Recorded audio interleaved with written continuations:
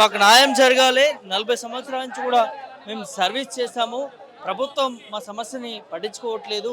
ఒకవైపు అసెంబ్లీలో మాత్రం ఉప ముఖ్యమంత్రి బట్టి విక్రమ్ మాత్రం ఇచ్చేసామని చెప్తా ఉన్నారు. కానీ మాకు ఒక్క రూపాయి కూడా రాలేదు. దాదాపు ఒక్కొక్కరికి చాలా భారీ ఎత్తున డబ్బులు రావాల్సినటువంటి అవసరం ఉన్నది. కానీ ప్రభుత్వం మాత్రం పట్టించుకోవట్లంటూ కూడా ఆందోళన చేస్తా ఉన్నారు. ఒకవైపు అసెంబ్లీ సమావేశాలు లోపల జరుగుతూ ఉన్నాయి. ఇంకోవైపు బయట భారీ ఎత్తున రిటైర్ ఉద్యోగులు వచ్చి నిరసన తెలుపుతున్నటువంటి పరిస్థితి కూడా చూస్తా ఉన్నాం. ఇంతకుముందే బక్కా జడ్సన్ కూడా రావడం జరిగింది. రిటైర్ ఉద్యోగులకు సంబంధించి మద్దతుగా నిలిచారు. వారు నిలిచి వాళ్ళ ప్రభుత్వం ఇవ్వకముందుకే డబ్బులు ఇచ్చేసామంటూ కూడా వారు మాట్లాడుతున్నటువంటి పరిస్థితి కూడా చూస్తూ ఉన్నాం. మరి ప్రభుత్వం ఎందుకు ఇట్లా నిర్లక్ష్యం వ్యవహరిస్తుంది అదే విషయం కూడా మాట్లాడించే ప్రయత్నం చేద్దాం. ఒకసారి ఫోన్ ఇన్ తీసుకుందాం బక్కా జడ్సన్ గారితో. అన్న, లైవ్లో ఉన్నాం మనం ప్రజెంట్. ఏంటి పరిస్థితి? ఒక్కొక్కరిని అరెస్ట్ చేస్తూ ఉన్నారు. ఇక్కడ ఏం చెప్తారు? మేము మొన్నటి దినాన ఇప్పటిదాకా బట్టి గారు పచ్చి అబద్ధాలు చెప్పిండు. మేము ఉమ్, పైసలు ఇచ్చేసినాం, ప్రతి పైసా పుట్టింది అని.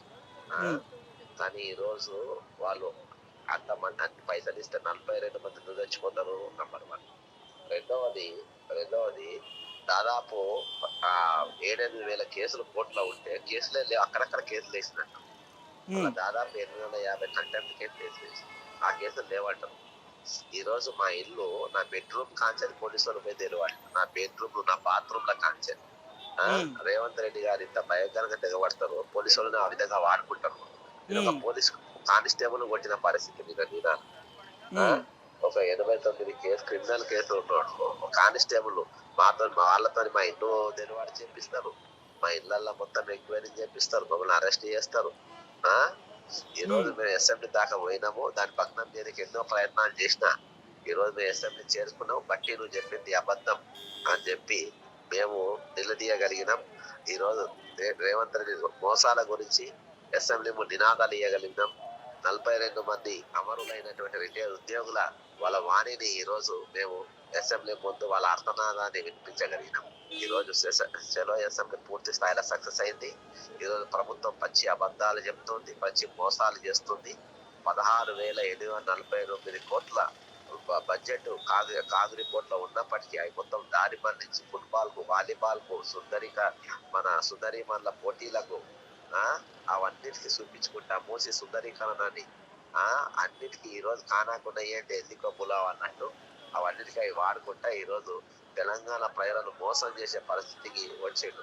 కాబట్టి ఈ రోజు కొన్ని వేలాది మంది జిల్లాల్లోకి వచ్చారు. చాలా మంది జిల్లాలలో అరెస్ట్ అయ్యారు, చాలా మంది హైదరాబాద్ బార్డర్లలో అరెస్ట్ అయ్యారు, కొంతమంది చాలా మంది అసెంబ్లీ ముందు దాకా వచ్చి అక్కడ అరెస్ట్ అయినటువంటి పరిస్థితి. ఈ రోజు చిక్కడపల్లి పోలీస్ స్టేషన్ లో కానీ, బేగం బజార్ పోలీస్ స్టేషన్ లో కానీ, హైదరాబాద్ ప్రతి పోలీస్ స్టేషన్ లో ఈ రోజు రిటైర్ ఎంప్లాయీస్ తో నిండిపోయి ఉన్నది. ఉమ్. నా పిలుపును మన్నించి వాళ్ళందరూ నన్ను నమ్మి ఈ రోజు వాళ్ళు అందరు రావడము ఈ రోజు చిరిగి గాలివాన లెక్క అయింది. నెక్స్ట్ మేము దీన్ని 42 కుటుంబాల చచ్చిపోయిన 42 కుటుంబాల పరామర్శించుకుంటా ఓదార్పు యాత్ర కూడా చేయబోతున్నాం.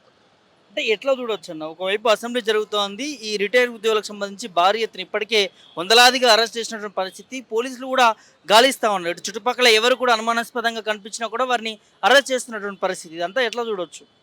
ఒక 89 క్రిమినల్ కేసులు ఉన్న క్రిమినల్ 420 కేసు ఉన్న క్రిమినల్ ఈ రోజు రాష్ట్రాన్ని పాలిస్తుంటే ఈ ఉమ్, రోజు పోలీసులు వాడుకుంటారు, వాళ్ళనే కొడతాడు.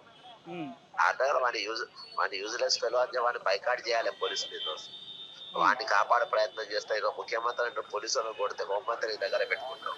ఆ ఉమ్, దొంగ, నువ్వు ఉమ్, దొంగవు, నీ దగ్గర పెట్టుకుంటావు. ఈ రోజు వాళ్ళ మీద చేంజ్ చేసుకుంటావు, వాళ్ళతో అరెస్ట్ చేపిస్తావు.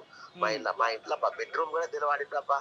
బెడ్రూమ్ అవును. ఏంటి అసలు మీ బెడ్రూమ్ కూడా మీ వదలలే. ఇంటిని మొత్తం గాలించి ఇంటిని అంతా చిందరవందర చేసిన పరిస్థితి. వందలాది మంది పోలీసులు మీ ఇంటి చుట్టూ మోహరించినటువంటి పరిస్థితి. అవును, అవన్నీ కూడా ఇదో దాటుకొని వచ్చినాము. రాత్రి ఉస్మానియా యూనివర్సిటీలో పట్టుకున్నాం మేము. ఉమ్, పట్టుకొని రాత్రి అంతా ఆడుండి మేము జాగ్రత్తగా బయలుదేరి ఈ రోజు అసెంబ్లీకి వచ్చినాం. మా కుటుంబాన్ని మాత్రం భయప్రాంతాలకు గురి చేసినాం. ఉమ్. మా ఏం కుటుంబాన్ని డిమాండ్ మాత్రం చేస్తున్నారన్న ప్రభుత్వానికి, ముఖ్యమంత్రికి? రిటైర్మెంట్ అయిన వాళ్ళ పైసలు వెంటనే ఇవ్వాలి, వడ్డీతో సహా ఇవ్వాలి. ఇంతదాకా మేము వడ్డీ అడగలే, ఉమ్, ఇప్పుడు వడ్డీతో సహా ఇవ్వాలి. ఉమ్, బరాబర్ ఇవ్వాలి, బరాబర్ వసూలు చేస్తాం.